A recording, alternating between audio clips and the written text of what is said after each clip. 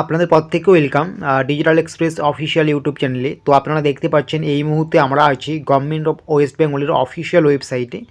তো government of West বেঙ্গলের পক্ষ থেকে যেই সমস্ত প্রকল্পের টাকা আপনাদেরকে দেওয়া হচ্ছে, গুরুত্বপূর্ণ কিছু প্রকল্প রয়েছে,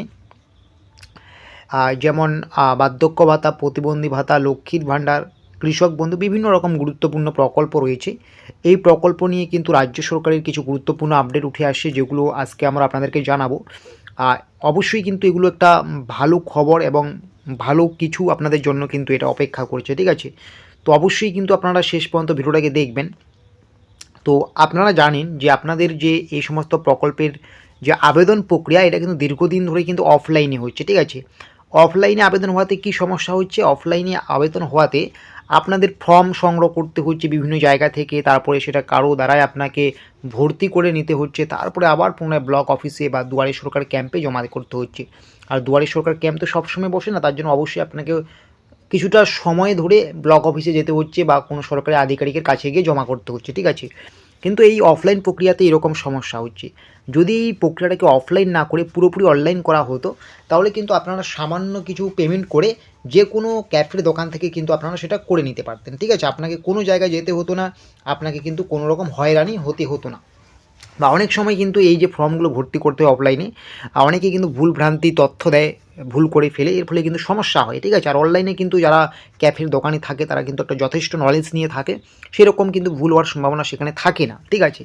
তো অবশ্যই কিন্তু সেদিক দিয়ে কিন্তু দীর্ঘদিনের একটা যেটা দাবি ছিল সাধারণ মানুষের, যেটা এই যে প্রক্রিয়াগুলো, অ্যাপ্লিকেশনের প্রক্রিয়াগুলোকে যাতে অনলাইন করা হয়, অনলাইন যাতে করা হয়। অনলাইন করা হলে কিন্তু অনেক মানুষ কিন্তু আর হয়রানির শিকার হবে না। অফলাইনে কিন্তু অনেক হয়রানির শিকার হতে হয়। এই বার্ধক্য ভাতা বলুন, লক্ষ্মীর ভাণ্ডার বলুন, বিধবা ভাতা বলুন, কৃষক বন্ধু বলুন, এই সমস্ত প্রকল্পে অফলাইনে ফর্ম ভর্তি করে সেগুলো পুনরায় জমা করা একটা হয়রানিমূলক বিষয়, ঠিক আছে?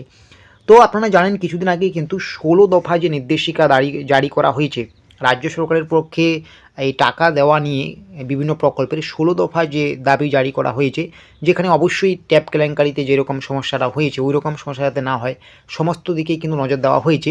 এই 16 দফা দাবিতেই কিন্তু স্পষ্ট উল্লেখ করা হয়েছে এবার থেকে কিন্তু খুব তাড়াতাড়ি, কিন্তু এখনও পর্যন্ত সেরকম প্রসেসটা চালু হয়নি, খুব তাড়াতাড়ি কিন্তু এই প্রসেসটা চালু হওয়ার সম্ভাবনা আছে। আপনারা যে সমস্ত ভাতার জন্য আবেদন করছেন, সেটাও হতে পারে আপনার লক্ষ্মীর ভাতা, বার্ধক্য ভাতা, প্রতিবন্ধী ভাতা, কৃষক বন্ধু, প্রত্যেকটা প্রকল্পে কিন্তু এবার থেকে আপনারা অনলাইনে আবেদন করতে পারবেন, ঠিক আছে? আপনাদের কিন্তু অফলাইনে ফর্ম সংগ্রহ করে সেটা ভর্তি করে আবার পুনরায় ব্লক অফিসে গিয়ে দিতে হবে না।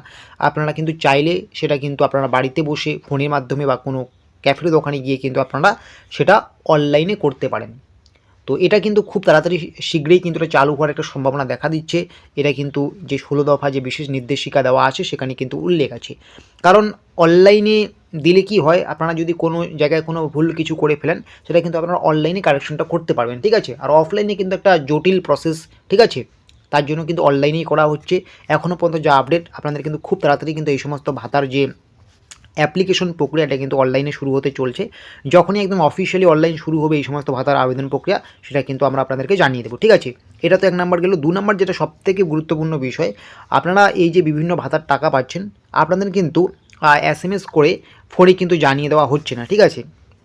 আপনাদের কিন্তু SMS-এর সুযোগ সুবিধাটা দিচ্ছে না।